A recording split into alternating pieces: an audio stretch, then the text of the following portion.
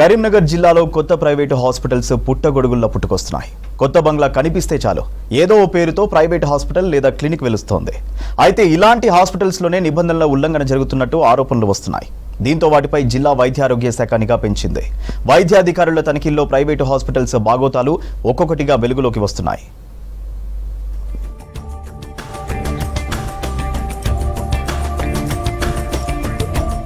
కరీంనగర్ జిల్లాలో నిబంధనలకు విరుద్ధంగా ప్రైవేట్గా హాస్పిటళ్లు నిర్వహిస్తున్నట్లు గుర్తించారు అధికారులు. వైద్య శాఖ ఆదేశాలతో నర్సింగ్ హోంలు, క్లినిక్లు, మెడికల్ కాలేజీ హాస్పిటళ్లు, laboratory, Ayurveda, homeo, Unani, naturopathy హాస్పిటల్స్లో తనిఖీలు చేపట్టారు.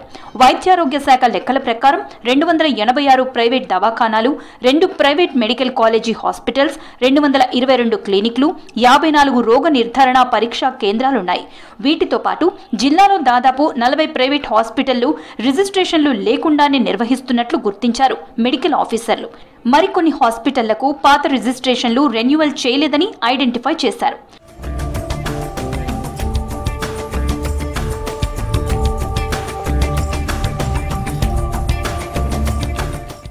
క్లినికల్ ఎస్టాబ్లిష్మెంట్ యాక్ట్ ప్రకారం ప్రైవేట్ హాస్పిటల్ పెట్టాలంటే ముందుగా కలెక్టర్ చైర్మన్ గా ఉన్న జిల్లా రిజిస్ట్రేషన్ అథారిటీకి దరఖాస్తు చేసుకోవాలి.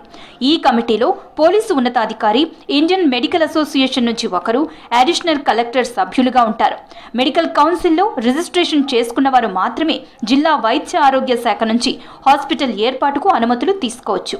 కానీ పలు ప్రైవేట్ హాస్పిటల్ యాజమాన్యాలు రిజిస్ట్రేషన్ లేకుండానే హాస్పిటల్ నడుపుతున్నట్లు గుర్తించారు అధికారులు.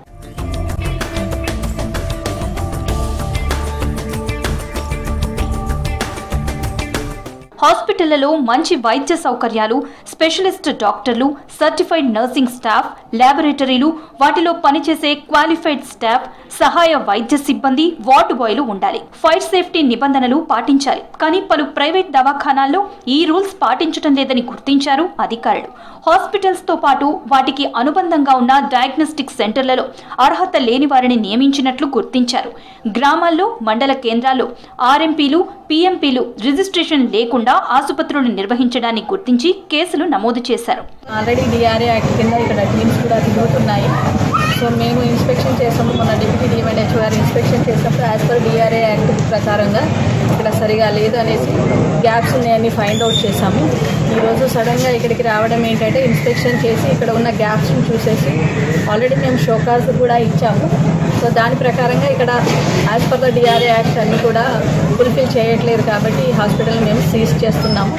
ఆర్ఎంపీలు, అంబులెన్స్ డ్రైవర్ల ద్వారా వచ్చే పేషెంట్ల నుంచి భారీగా ఫీజులు వసూలు చేస్తున్నట్లు ప్రైవేట్ హాస్పిటళ్లపై ఆరోపణలున్నాయి. ఇలాంటి వాటిని అరికట్టేందుకు ప్రతి హాస్పిటల్, డయాగ్నోస్టిక్ సెంటర్లో పరీక్షలకు సంబంధించిన ఫీజులు, డాక్టర్ల వివరాలు తప్పనిసరిగా ప్రదర్శించాలని నిబంధన పెట్టారు.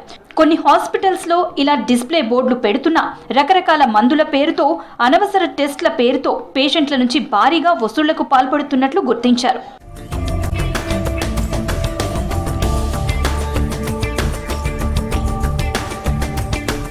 కరీంనగర్ జిల్లాలో గుట్టుచప్పుడు కాకుండా లింగ నిర్ధారణ పరీక్షలు నిర్వహిస్తున్నట్లు గుర్తించారు అధికారులు.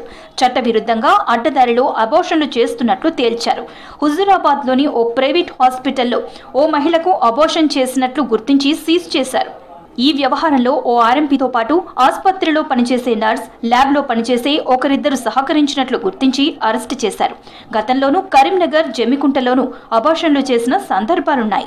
డాక్టర్స్ ఎవరెవరు ఇన్వాల్వ్ అయ్యారు, ఏమైనా ఉందా అనేది కూడా మేము ఎంక్వైరీ చేసిన తర్వాత వాళ్ళ మీద యాక్షన్ కూడా తీసుకుంటాం.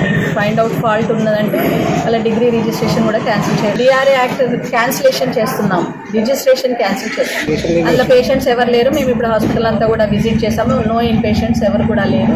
So already this should be closed and no one should come. పుట్టగొడుగుల్లా వెలిసిన హాస్పిటళ్లలో గ్రౌండ్ లెవెల్లో తనిఖీలు చేస్తే అనేక అక్రమాలు వెలుగు చూసే అవకాశం ఉంది. ఆ దిశగా అధికారులు చర్యలు చేపట్టాలంటున్నారు జిల్లా ప్రజలు.